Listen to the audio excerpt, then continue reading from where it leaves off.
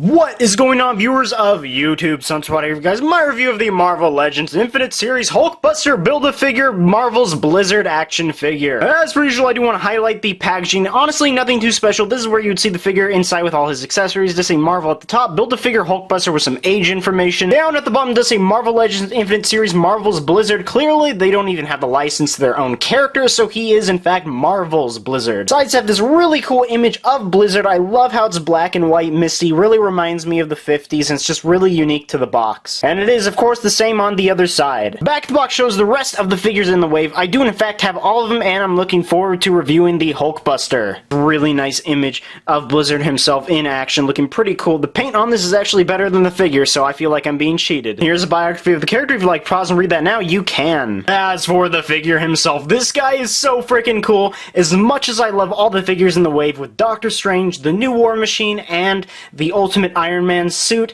this guy is hands down the best of the wave. Let's take a closer look. As for the head sculpt, now this guy is basically a reuse of a previous mold. I forgot which one it is, but you could definitely tell, because if you look closely at the head sculpt, it looks like he's wearing a mask.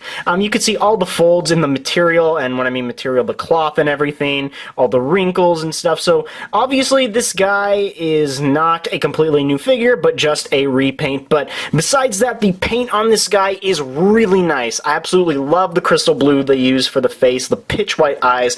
I like how the spikes on the top of his head. I know I do have a little bit of a scuff of white there, but at least they're not like all like, you know, plushy and stuff. They're all very crisp, which I do like.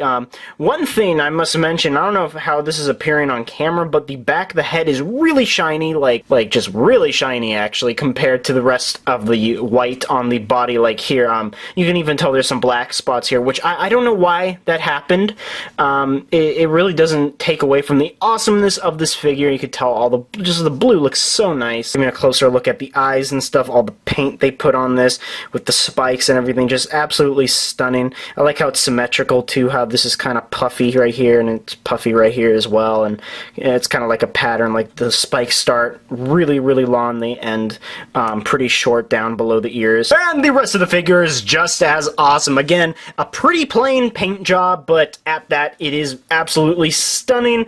You could tell that I love how the spikes are so crisp, and yeah, I do have a couple paint scuffs on them, and I don't know why blue is right there. That's actually kind of annoying, but you could tell they did an amazing job with making the blue really shiny and very crystal-like, which I absolutely love. And although there's just two colors, I think they blend really well. I do like the pattern, how it starts really wide at the chest and then slowly gets more narrowed down to his crotch there, and I don't know why the spikes actually stop there. That's kind of weird, but you know, just looking at the hands and the arms, it gets a little bit scuffy here. You could tell the white gets a little bit gray at the forearms and stuff. Not a big deal.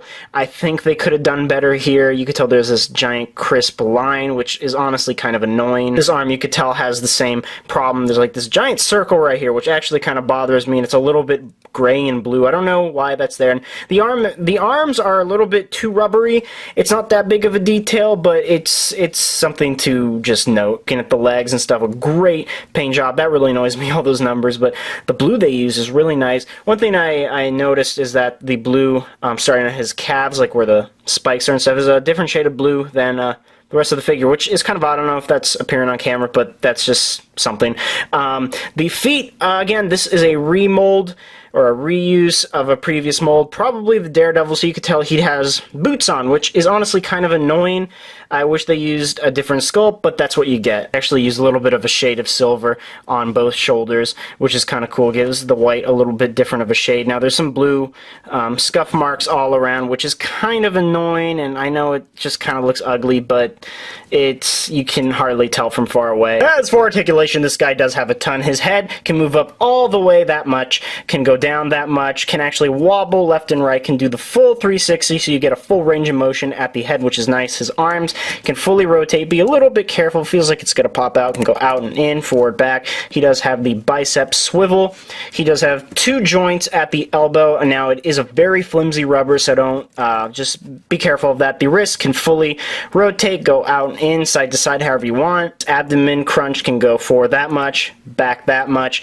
He does have a waist swivel, which which is kind of nice. His legs can go forward that much, back that much, can basically do the splits. He does have the thigh rotation, 2 joints at the knee, which is always nice. His calf can rotate fully, his foot can go forward, back, and he of course does have the ankle pivot. As for size, you could tell that Blizzard is in great scale with other Marvel Legends figures. I do have his wave partner, the Ultimate Iron Man suit. Actually, is it Ultimate? I forgot.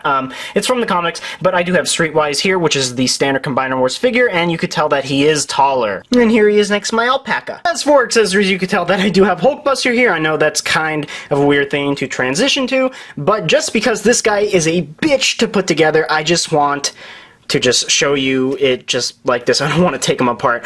Blizzard, his only accessories that he comes with, the chest and the back of the Hulkbuster Iron Man. What you do, it comes in 2 halves and you just connect them, and I really don't want to take it apart because it is a real bitch to place the waist and the arms in without it falling apart. And if you don't believe me, he does have the packaging, which has all the information. You could tell that Blizzard right here, his number is 3, and 3 is right there pointing to the chest and the back of the Hulkbuster. So see, people, Sunspot is not a liar. So overall, this is hands down the best figure in the wave. I did not know I would like this as much as I did. Granted, the paint is a little bit meh with all the little scuff marks on the blue and the white and everything, but that's really something you have to ignore if you want a solid Blizzard figure. And I know this is not a common Marvel character, and I hope he returns in a next wave. And with that said, people, if you did enjoy this video, please like, subscribe, comment, do whatever you viewers do on a daily basis, and I will see you guys in my next video.